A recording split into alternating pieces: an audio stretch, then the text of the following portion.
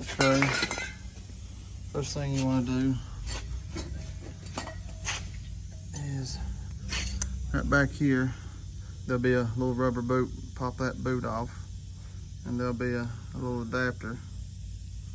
It should be already on there.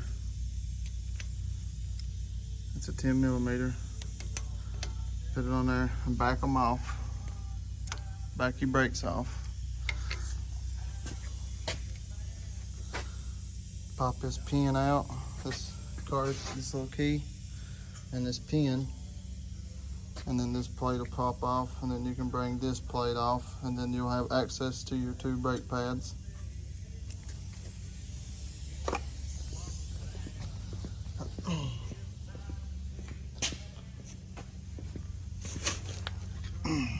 These are here, just pull them out.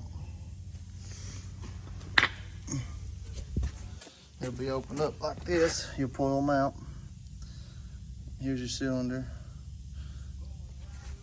And then if you're just changing the pads, and you just put the pads back in, put your cover plate back on, put everything back together that you took off, put this back on, and then put this, it'll lock in here, and it'll hinge down, put your pin back in, and then adjust your brakes on the front. And then if you're going to replace your air brake caliper, you will remove these. There's 3 bolts on each side. But first, take your hose loose and pop your sensor out, your ABS sensor. And then you got 3 bolts on each side, 30mm. Take them out, and then you already got your brakes backed off. And oh, you'll remove this, and yeah, you move your brake chamber, and then you pull this off. It literally it'll set off after you remove those 6 bolts, and then you put your new one back on, and then put it back together. Put your 6 bolts back in,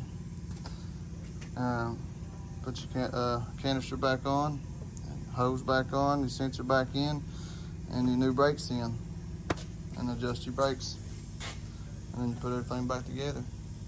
It's pretty simple, especially if you're just changing pads. But the brake caliper, air brake caliper, it's pretty simple too. So nothing you should have to pay a mechanic for. If you're an owner operator, this will really help you save some money. Do it yourself.